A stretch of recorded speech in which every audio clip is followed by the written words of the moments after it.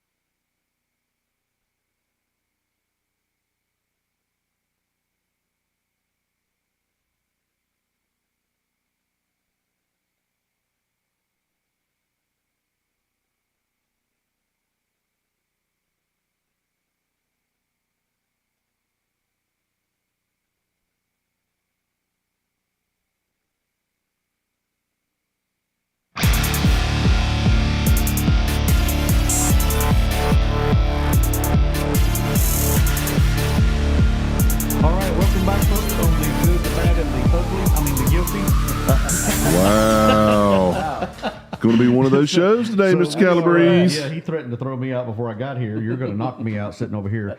Well, listen, welcome you back, folks. sat in the wrong seat. CJ had to tell you where to sit, boy. Sit where? I'm Captain Matt. I am here with one of my great friends that I get to work with every day, Mark Calabrese. Mark's one of our school resource officers. He's down at he'd been at the Lake Norman High School, and you made a transition over to the Lake Shore Middle School. Yep. Okay, all right. So tell us a little bit about your beginnings, where you got. This show's only an hour. Now, the other day when you talked to the explorers, he went from way back all the way up, but they were all tuned in, talking about his success and stuff. So tell us a little bit about your story there, Mark.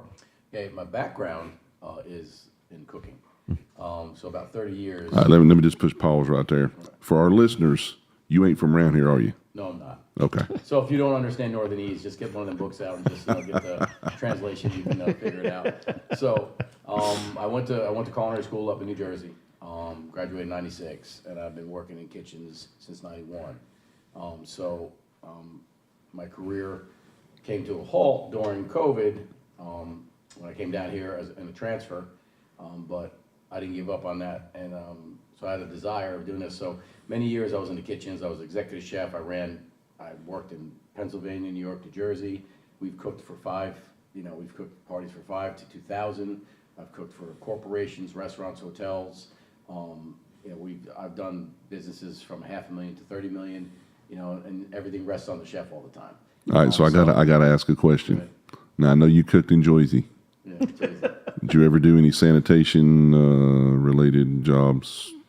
Oh, but like involve cement shoes and stuff. I'm just Sleeping saying. with the fish. I'm just saying. man? Did you ever do any sanitation jobs or anything? That's all I'm Listen, asking. I don't know. People ask me why I moved out of Jersey. I said, well, I didn't have any room to bury the bodies anymore, so I could, So All right, moving right along. Thank you, Mark. No, The none of barge that stuff. sailed. So, did you get into food service here?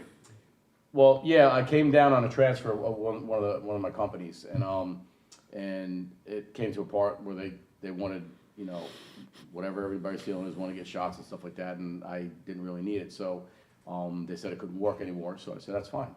I made the choice of doing that. So then I was unemployed for a little while. My family was down here already, and one of my neighbors goes, "Hey, you have a lot of law enforcement friends.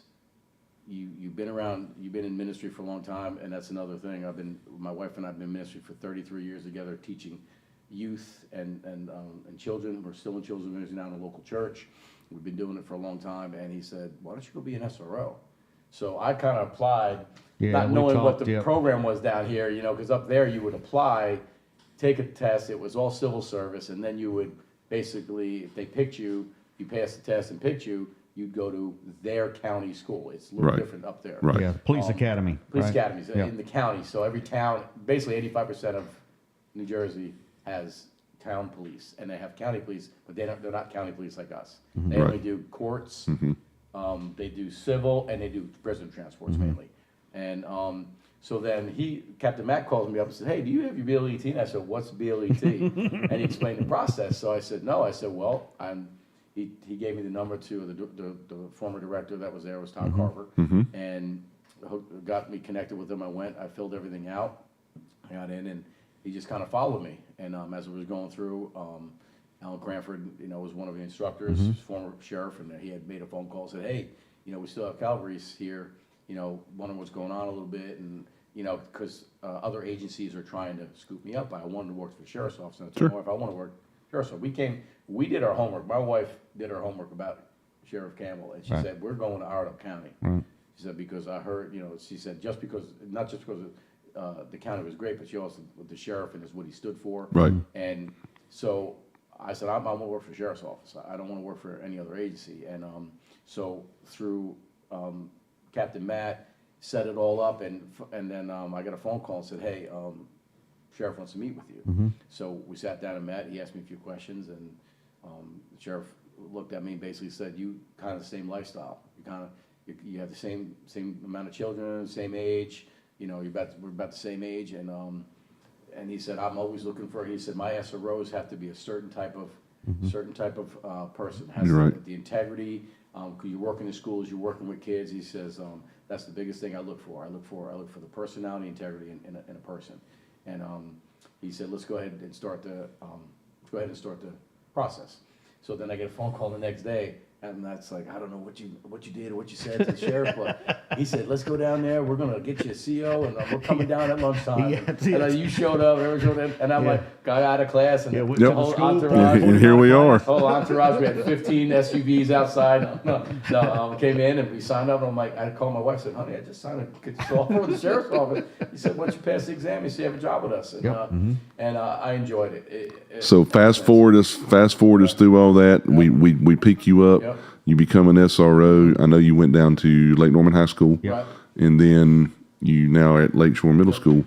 So tell us, how did you get involved with the Explorers? Because I think I know Matt probably roped you in on that too. So he went to the bottom of the barrel. No, there was an opening, and because one of the deputies was going to do something different. So he had asked me, and I said, sure, I'll do the Explorers. I mean, it's with the kids, teenagers, and that's what I enjoy. And so I didn't know much about, because the Explorers program up north was a little different. You wore the uniform, but you just kind of did like traffic things. You did little functions, but they didn't do the whole process like you guys do down here, where they actually you're working with them, getting involved. They get to see another side of law enforcement. And what I like about it is that they get to see the canine. We did the canine units. Yep. We had one of our detectives, narcotic detectives, was there with me, so it wasn't just me talking, and asked a lot of questions. And all those kids, but one said he wanted to be a paleontologist, but all the kids were going to do something with law, either law or law enforcement. A couple wanted to go into criminal justice, others wanted to be CSI, some were looking to be officers and eventually detectives. So we had those conversations, which was really good.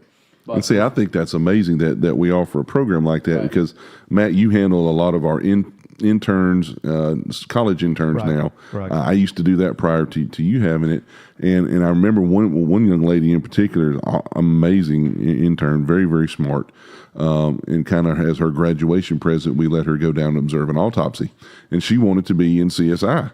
And we're standing there in the autopsy suite, and there's big beads of sweat starting to form on her head. And I said, you need to sit down before you fall down. And when we got done, of course, we stopped and had lunch there in Winston, and we're on the way home. And she looks at me with these tears running down her face, and she goes, I can't do this. I said, what do you mean you can't do this? She goes, I've been to school for 5 years now, and I thought I wanted to do this, and I can't do this. Oh, wow. And I'm thinking to myself, wow, her parents are going to be mad that, she just now figured this out, going to be mad at us because, but when I ended up calling her dad that night, and I said, look, is she okay? And he's like, Mr. Hamby, you did us the greatest service you ever could do. He goes, I love my daughter. I back my daughter's play. Every parent's going to take care of their kid. I love my daughter, but I kind of figured this wasn't what she wanted to do, and you gave her in one day what we've been trying to do for 4 years. Right. So I think it's neat that we have programs like the Explorers, like our intern program, where, and of course, Sheriff Campbell lets us get them involved. It's not just you're sitting in the office filing papers. I know he's told me and you, Matt, get these people out of the office, put them in a car, get them somewhere, let them go to training, let them go watch SWAT training, let them go watch canine training, get them involved in the Teen Academy and the Citizens Academy as a helper, get them involved so that they have the true flavor of the profession that they want to get into. Right. And that's the thing about the Exploring Post too, is it is identifying those that are not really going into law enforcement, it doesn't matter, but leaders. So yes, a great leadership component. And I know you want to talk about his cyber SWAT program. We got time for that next. But this is like once we get our rank structure redone, there'll be a Explorer captain. There could be 2 lieutenants, 2 squads with 2 sergeants. We basically got about 20, 25 people on the roster now, with about 10 or 15 people that come. We meet once a month, the last Thursday of each month, and it's what they want to do. Do you want to do canines? Do you want to do drones? Do you want to ride on the boat? What do you want to do? What do you want to see in law enforcement? And then for them to give back, we always, Sheriff talks about that investment, return on investment. Sure. So the time we invested in them, they've given me countless hours at the fair this week. And they look sharp. I mean, I've got the young lady that was there last night. She was extremely professional. squared away. Yep. Yes, sir. No, sir. She would talk to the children. She would talk to the people coming through our display. Right. She was sharp. And that's a testament. So she's only, I think, 14. She's a middle school Wow, student. really? Yeah, Dahlia Paul. I'd have thought she's she one was of Ryan much older than Rankin's that. kids. I'd have thought that. But she showed up the first day, and she when she came to the meeting, she was that was a little girl that was all squared away with the brown pants, and I used her, as an example. Mm-hmm. Well, her dad came with her, big, prominent guy, very, very good Mm-hmm. guy. He stuck around with her for the first couple hours and kept saying, go over there and talk to those people. Go over there and do this. Go over there and do that. And after about an hour or two of him leaving, that was a 6-hour day the other day, Mm-hmm. she busted out of her shell. And I told her dad when he come back, I said, she was great once you left. I said, but she knew what needed to be done. Yes. And she got it done. She was awesome last She night. was working alone. And the same thing, just identifying, hey, kids, you want a sticker? Do you want to sit on the jet ski? You want to sit on, and that is what, that professionalism, that attitude, that's what the sheriff commands of us. Absolutely. And that's what we get from them. And that's what y'all make them do. I mean, I Right. think it's great. And of course, y'all lead by example. Everybody looks sharp, acts professional. Yep. So it's a really neat program. So Yep, ages 14 and 19, when they get to be 20 years old, they're kicked out of the program essentially. don't because say kicked out. so they can go to work. They're graduated. Right, so they can go to work. Come 20 years old, come to work with us. Kicked out. I'm sorry. Mr. Calabrese. Let's forget him, sir. Let me talk to you. Thank you. Thank you, You've only sir. got 8 seconds, so talk quick. Oh, my. We'll be back after these messages, ladies and gentlemen. Thank you for tuning in today. Appreciate you so much. Kicking you off the air.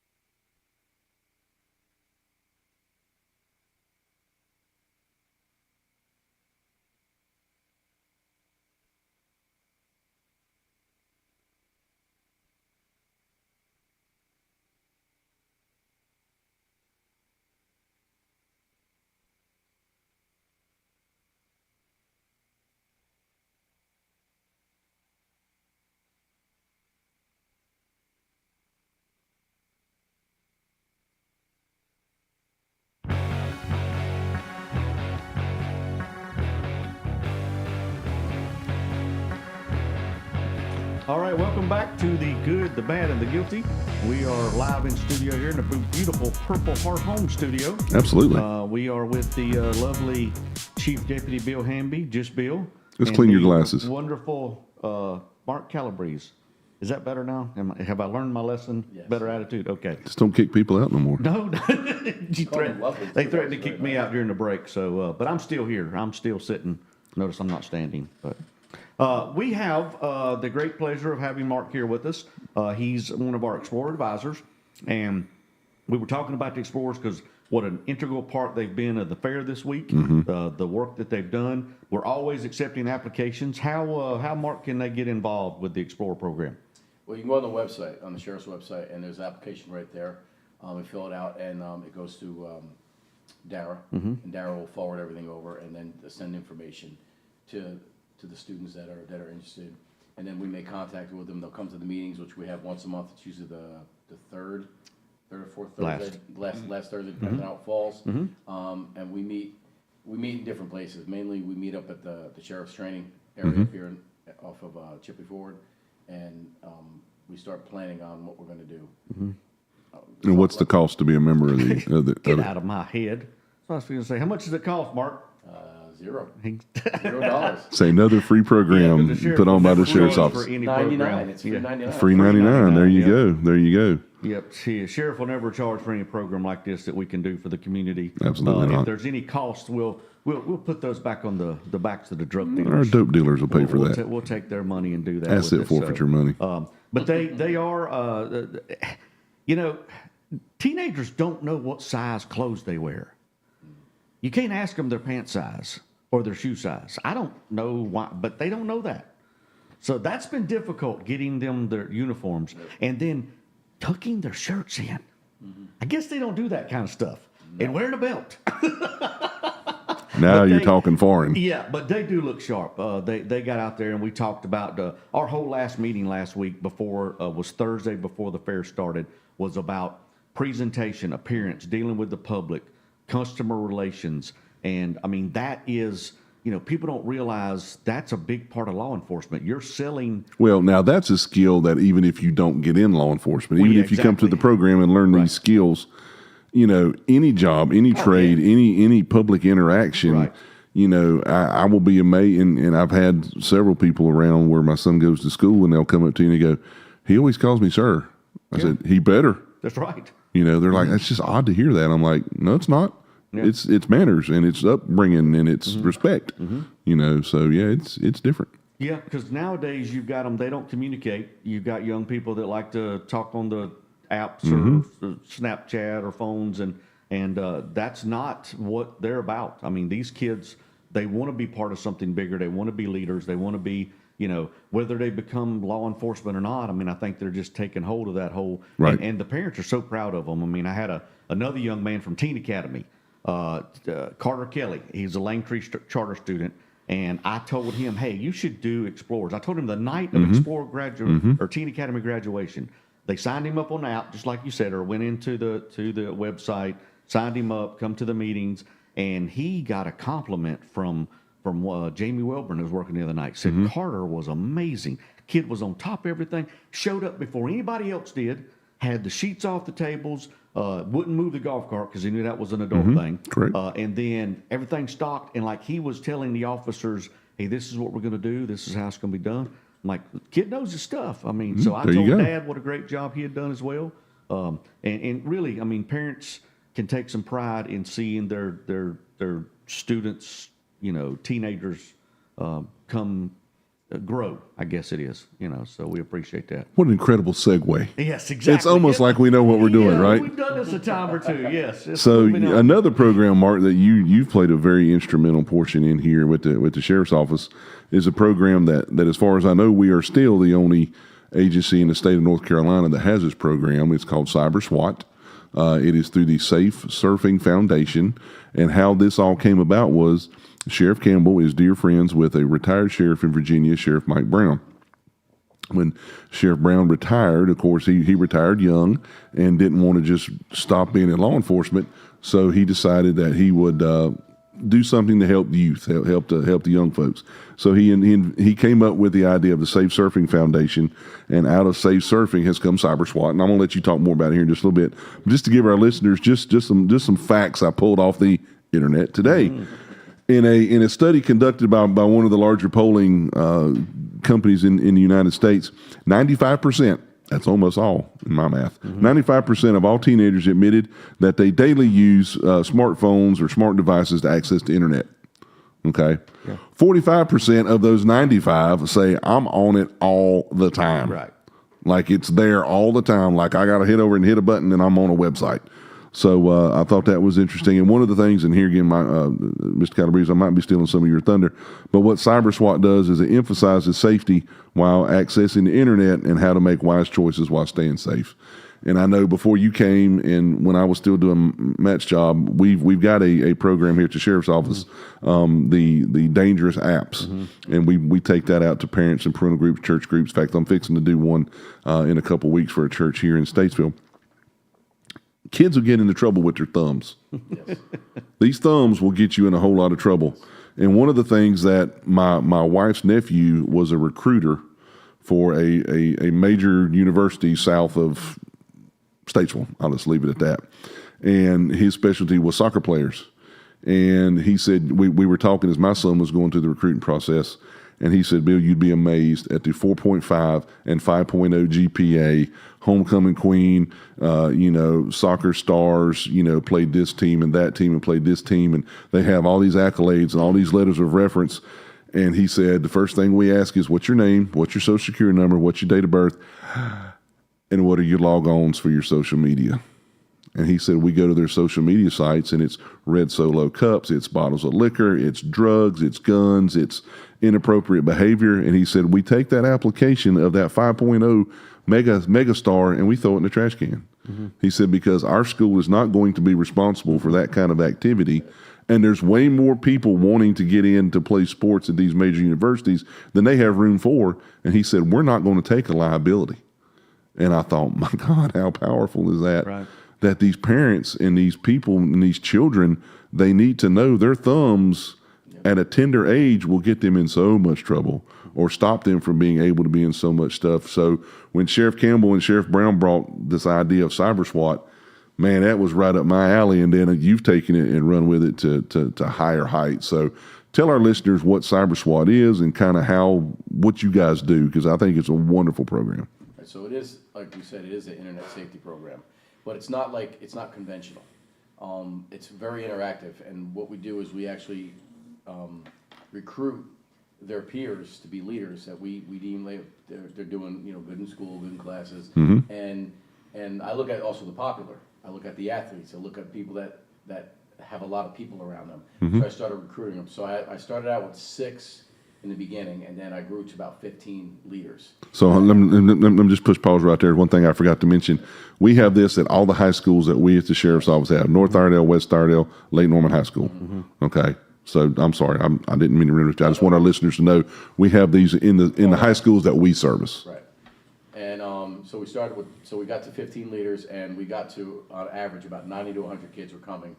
We did it 2 times a month in the beginning, and then we went down to 1 time a month because of scheduling.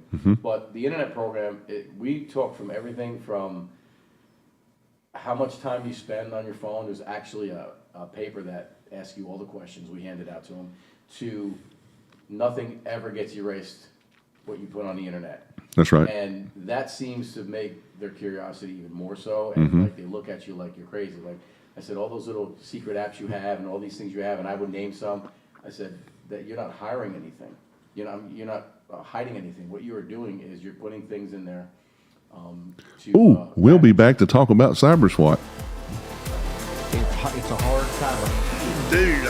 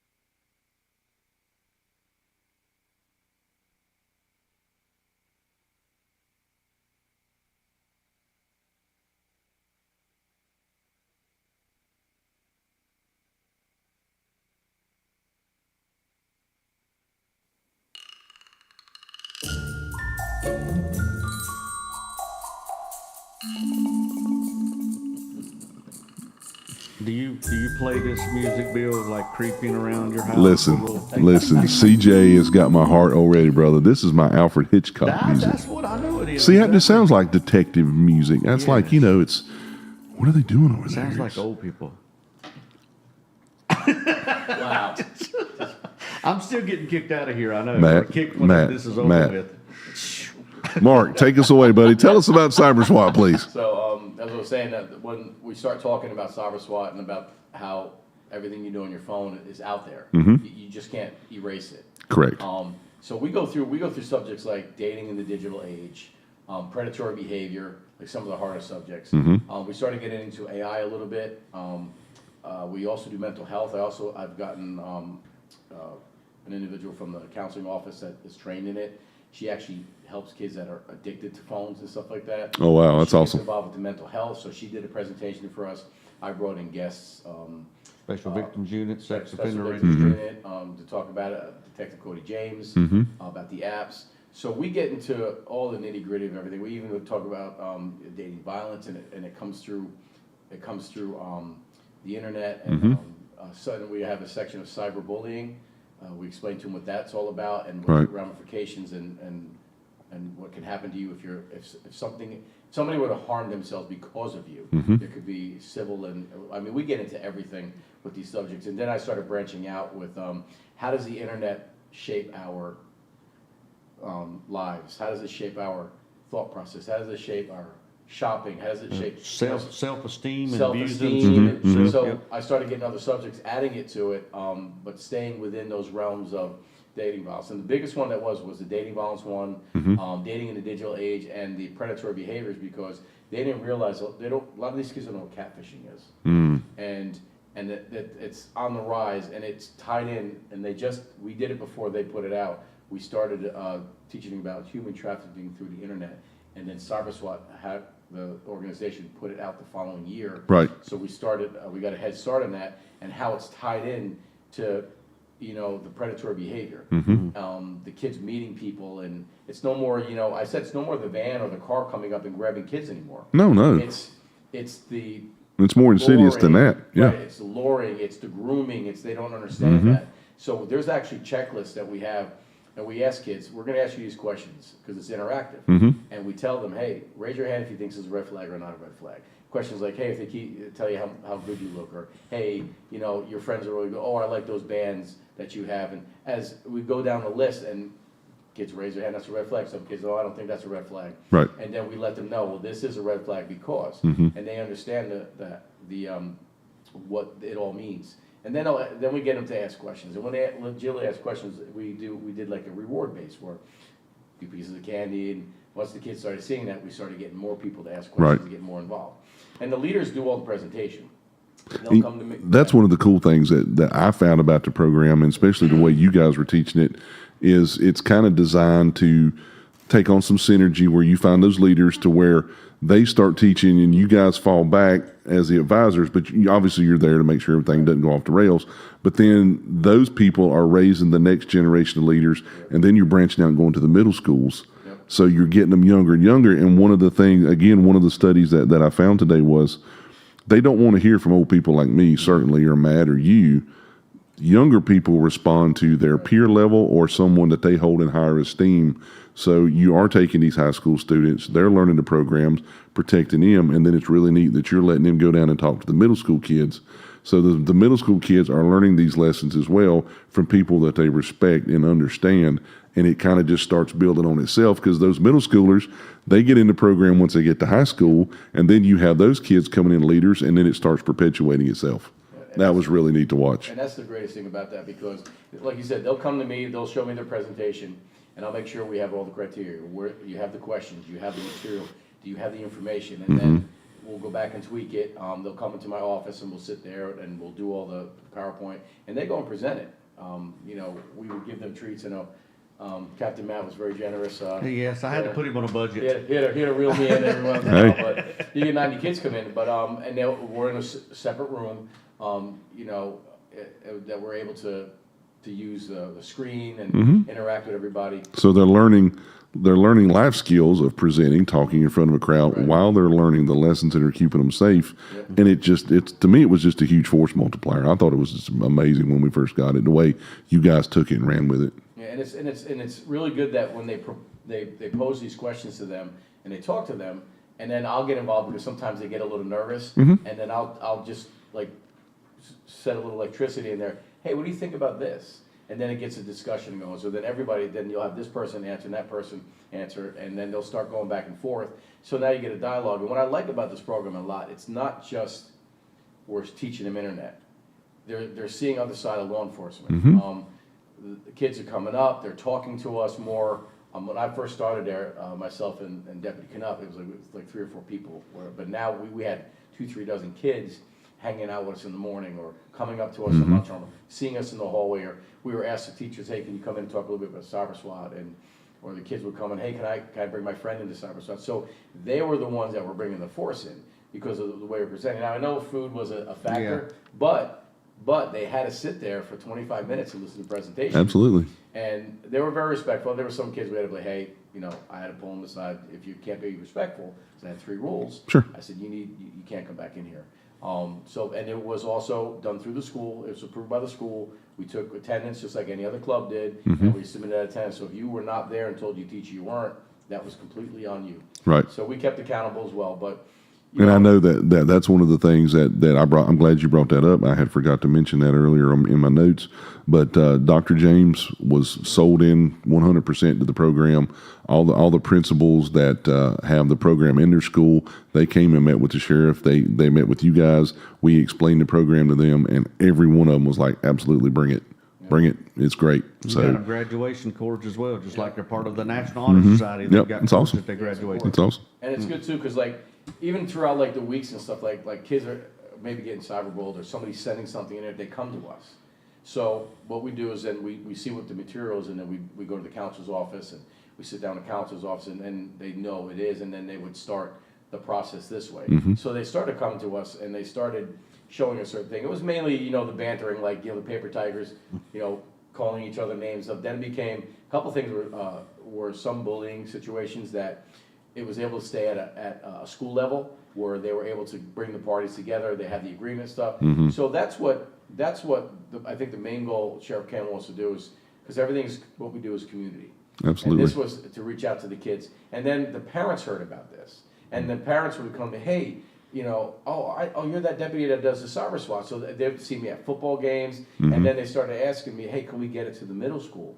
So I talked to our former lieutenant, Lieutenant Owen, and he said that definitely, and it was kind of hard to get it to going. But now that I'm down at the middle school, I've already got that set in motion, because parents have been asking for this in the middle school, because we're seeing in some of our middle schools in North Carolina, younger and younger, they're getting in trouble with their phones. And Absolutely. Unfortunately, it's of the sexual natures or the language, or they're posting things that they shouldn't. We had those the hoaxes and the threats and the TikTok things that are happening now, all the challenges. These are the things that kids are coming to us and say, hey, did you hear this? So now they're starting to trust us more, because we know we're not gonna judge them, or we're not gonna be, hey, what are you doing?